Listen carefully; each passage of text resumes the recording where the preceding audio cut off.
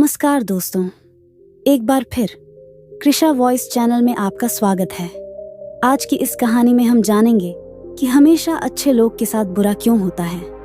एक बार की बात है, यह कहानी प्राचीन भारत के एक छोटे से गांव में रहने वाले एक सज्जन व्यक्ति की है, जिसका नाम धर्मनंद था। धर्मनंद अपने गांव में सबसे सम्मानित व्यक्ति थे। वे हमेशा दूसरों की मदद करते और जरूरतमंदों की सहायता करते थे और कभी किसी का बुरा नहीं सोचते थे। गांव के लोग उन्हें बहुत मानते थे और उनकी सादगी और भलमनसाहत के लिए पूजते थे। धर्मनंद का जीवन बहुत सरल था। वे खेत में काम करते और जो भी फसल मिलती उसका एक हिस्सा गरीबों को दान कर देते। उनके घर में सुख सुविधाओं का अभाव था, लेकिन उनके मन में शांति और संतोष था। उनके जीवन का मुख्य उद्देश्य था दूसरों की भलाई करना। धर्मनंद की पत्नी सुशीला भी उनके जैसे ही दयालु और विनम्र स्वभाव की थी। वे दोनों हमेशा एक दूसरे का समर्थन करते और हर स्थिति में एक साथ खड़े रहते थे। एक दिन गांव में एक भयंकर तूफान आया।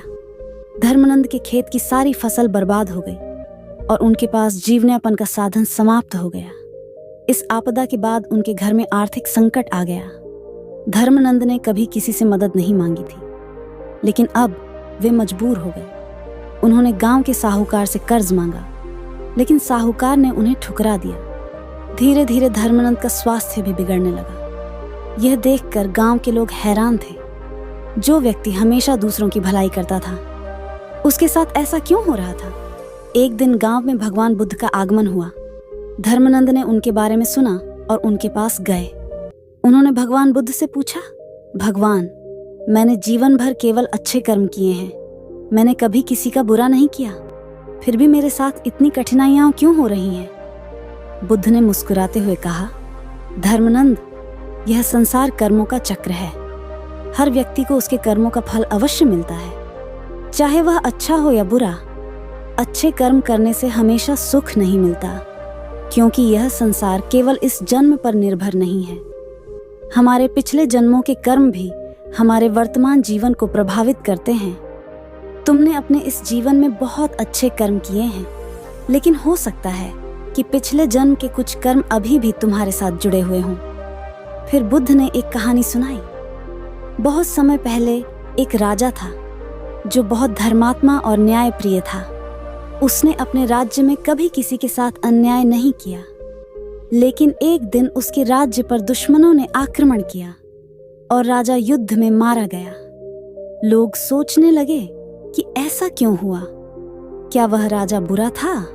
नहीं, यह केवल उसके पिछले कर्मों का फल था। बुद्ध ने समझाया, धर्मनंद, तुम्हारे अच्छे कर्म व्यर्थ नहीं जाएंगे।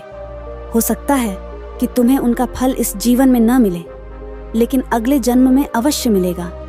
इसीलिए कभी भी अपने कर्मों पर शंका मत करो। अच्छे कर्म करते रहो, क्योंकि यही धर्म का मार्ग है। बुद्ध के शब्दों ने धर्मनंद को गहरी शिक्षा दी।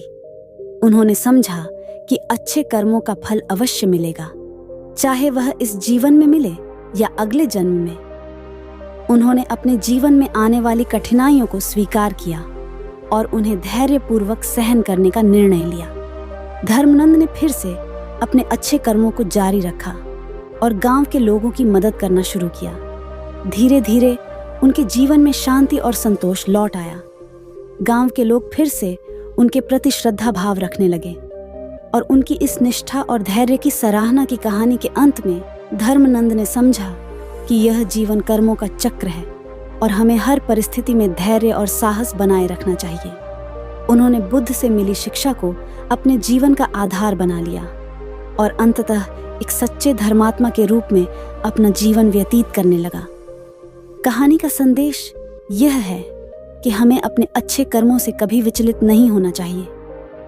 हमारे जीवन में आने वाली कठिनाइयां केवल हमारे कर्मों का परिणाम है और हमें उन्हें सहन करने की शक्ति प्राप्त करनी चाहिए। भगवान बुद्ध का उपदेश यही है कि जीवन में आने वाली कठिनाइयों को धैर्यपूर्वक स्वीकार करें और अपने कर्मों में विश्वास रखें। इस कहानी के माध्यम से यह शिक्षा मिलती है कि जीवन में अच्छे कर्म करने से ही सच्ची शांति और सुख प्राप्त होता है। हमें हर स्थिति में सकारात्मक रहना चाहिए और अपने कर्मों पर विश्वास करना चाहिए, क्योंकि कर्मों का फल अवश्य मिलता है। दोस्तों, वीडियो कैसी लगी कमेंट में बताना और चैनल को सब्सक्राइब कर लेना। फिर मिलेंगे अगले वीडियो में। तब तक अपना ख्याल रखना। नमो बुद्धाय।